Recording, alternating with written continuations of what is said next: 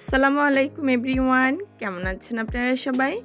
Recipes by Sweety চ্যানেলে সবাইকে আবার ওয়েলকাম জানাচ্ছি নতুন আরও একটা ভিডিও দেখার জন্য। আজকে আমি আপনাদের জন্য একদম অন্যরকম একটা রেসিপি নিয়ে চলে আসলাম। বাচ্চা কিংবা রোগীদের জন্য সবথেকে হেলদি এবং টেস্টি একটা খাবার।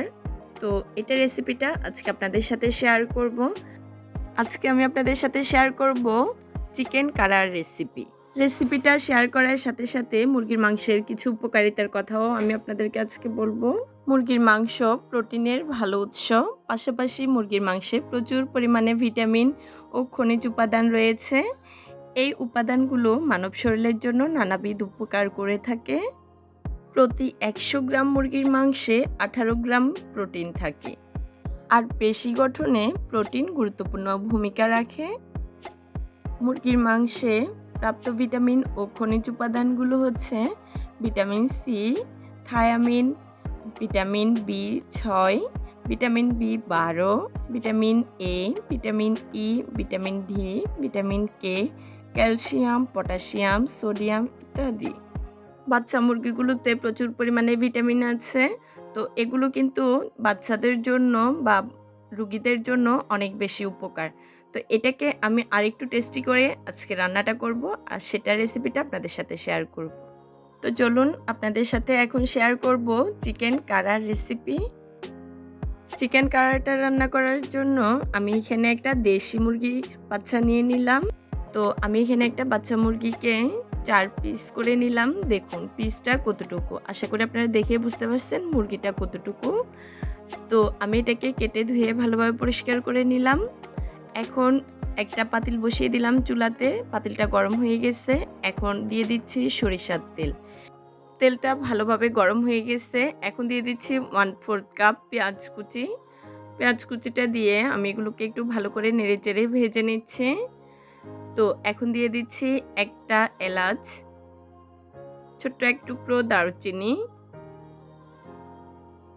দিচ্ছি একটা তেজপাতা।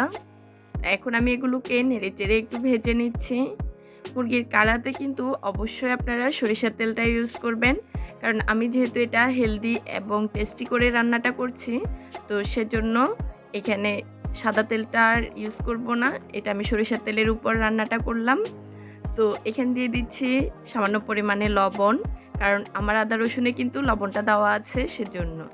এখন দিয়ে দিচ্ছি 1 চামচ আদা বাটা, 1 চামচ দিয়ে দিচ্ছি রসুন বাটা, আর দিচ্ছি একটা কাঁচামরিচ। এটা যেহেতু আমি আমার বাচ্চার জন্য রান্না করছি, তো সেজন্য আমি এখানে একটা কাঁচামরিচ দিচ্ছি। রোগী কিংবা বাচ্চারা কিন্তু বেশি ঝালটা খেতে পারে না, তো সেজন্য এখানে ঝালের পরিমাণটা কমিয়ে দেওয়াই ভালো।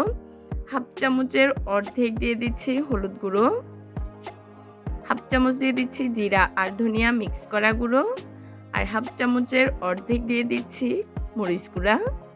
এখন এগুলোকে নেড়েচেড়ে আমি ভালো করে একটু ভেজে নিচ্ছি। দেখুন ছোট্ট একটা বাচ্চা মুরগি কিন্তু, তো তার জন্য আমার মশলার পরিমাণটা কতটুকু। এখানে কিন্তু আমি একদম অল্প মশলায় রান্নাটা করছি। তো রোগী কিংবা বাচ্চারা বেশি মশলা, তেল, ঝাল এগুলো কিন্তু একদম বেশি পছন্দ করে না। তো এখন আমি মুরগির মাংসটাকে ভালো করে নেড়ে চেড়ে মশলার সাথে মিক্স করে নিচ্ছি। আগুনের আঁচটা একদম অল্পতে রেখে 1 ফোঁটা পানিও না দিয়ে আমি এভাবে রান্নাটা করব। এইভাবে রান্না করে বাচ্চাদেরকে প্রতি সপ্তাহে কিংবা মাসে একটি করে মুরগির বাচ্চা খাওয়ানো হয়। এতে করে ওদের শরীরের জন্য অনেক বেশি ভিটামিন পাবে, যেহেতু ওদের এখন বাড়ন্ত বয়স, ওদের পেশি গঠনে কিন্তু প্রোটিনের প্রয়োজন বা বিভিন্ন রকম ভিটামিনের প্রয়োজন। তো এভাবে করে আপনারা চাইলে আপনাদের বাচ্চাদেরকে খাওয়াতে পারেন। আমি আমার বাচ্চাকে প্রতি সপ্তাহে কিংবা মাসে যখন পারি তখন আমি একটা করে মুরগির বাচ্চা এভাবে রান্না করে ওকে খাওয়াই। তো সেই সাথে ভাবলাম এটা রেসিপিটা তো আপনাদের সাথেও শেয়ার করা যায়, কারণ সবারই তো বাচ্চা আছে বা সবার ঘরে তো রুগী থাকে মোটামুটি কেউ না কেউ।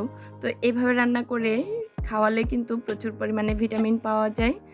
আশা করি এই রেসিপিটা আপনাদের খুব ভালো লাগবে। আপনারা আপনাদের বাচ্চাদেরকে এইভাবে রান্না করে খাওয়াতে পারেন। আশা করি ওরা খেয়েও ভীষণ মজা পাবে, আর ওদের শরীরের জন্য অনেক বেশি ভালো হবে। তো তো মাংসটাকে আমি আবারও ঢেকে দিচ্ছি। তো ঢাকনাটা উঠিয়ে আবারও নেড়েচেড়ে 5 মিনিট রান্না করছি। আপনাদের চুলার তাপটা বুঝে আপনারা কিন্তু এইভাবে রান্নাটা করবেন, তা না হলে তাওয়াতে বসিয়ে তারপর রান্নাটা করে নেবেন। এখন আমার রান্নাটা হয়ে গেছে, আমি গরম গরম আপনাদের সামনে একটু সার্ভ করছি। দেখুন কতটা লোভনীয়। এইখানে যেহেতু ঝালটা তেমন নাই, বাচ্চারা কিংবা রুগীরা অনায়াসে খুব মজা করে এটা খেয়ে নেবে আর তাদের শরীরের জন্য অনেক বেশি ভালো হবে। আশা করি আজকের ভিডিওটি আপনাদের ভালো লেগেছে। চেষ্টা করছি আপনাদের সাথে একদম হেলদি একটা রেসিপি শেয়ার করার জন্য, আর এটা ভীষণ টেস্টি।